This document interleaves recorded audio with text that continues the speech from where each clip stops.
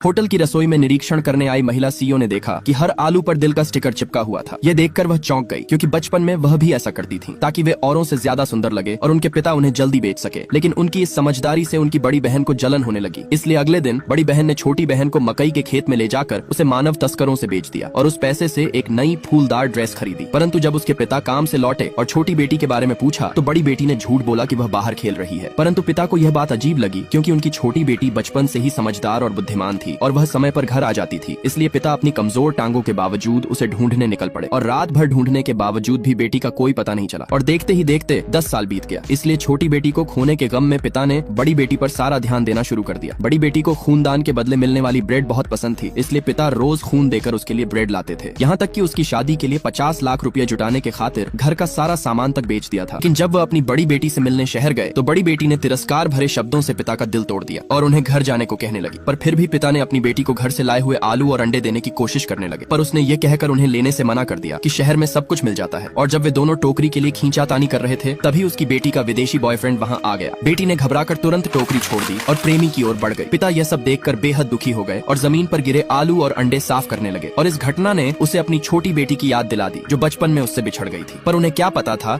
कि उनकी छोटी बेटी को एक अमीर परिवार ने गोद ले लिया था और वह बड़ी होकर एक अरबपति कंपनी की सीईओ बन गई। लेकिन उसने अपने असली माता पिता को कभी नहीं भुलाया। और एक दिन जब वह अपनी होटल का निरीक्षण कर रही थी तो उसने आलू देखे जिन पर गांव के विशेष स्टिकर लगे थे। इसलिए उसने तुरंत मैनेजर से पूछा कि ये आलू कहां से आए हैं। मैनेजर ने बताया कि ये एक बुजुर्ग व्यक्ति ने दिए थे जो अभी कुछ दूर ही गए होंगे। यह सुनकर वह तुरंत बाहर भागी, किंतु उसी समय बड़ी बेटी अपने बॉयफ्रेंड और उसके परिवार के साथ शादी की बातें कर रही थी। और पिता ने जब बेटी की आवाज सुनी तो वे उस कमरे में चले गए, परंतु बड़ी बेटी उन्हें देखकर घबरा गई। और पिता ने पूछा, बेटी क्या ये वही विदेशी लड़का है जिसके बारे में तुमने बताया था? ये सुनकर बेटी और भी डर गई, इसलिए उसने पास रखी शराब की बोतल उठाई और पिता पर फेंक दी। इससे पहले कि पिता कुछ समझ पाते, लड़के की माँ ने ताना मारते हुए कहा, तुम्हारा देश वाकई कितना पिछड़ा हुआ है, जहाँ एक भिखारी भी 5 स्टार होटल में घुस जाते हैं। इसलिए बेटी ने तुरंत होटल के मैनेजर को बुलाया और पिता को होटल से बाहर निकालने को कहा। यह सुनकर उसके प्रेमी ने गुस्से में पिता को धक्का देकर कहा, इसे यहाँ से तुरंत बाहर निकालो, क्योंकि इसने मेरी मंगेतर को डरा दिया है। अगर ऐसा दोबारा हुआ तो मैं होटल के खिलाफ कंप्लेन करूंगा। इसलिए पिता को मजबूरन वहाँ से बाहर जाना पड़ा और इस घटना ने पिता का दिल तोड़ दिया, क्योंकि जिस बेटी के लिए पिता ने अपना सब कुछ बेच दिया, आज वही बेटी अपने पिता को पहचानने से इनकार कर रही थी।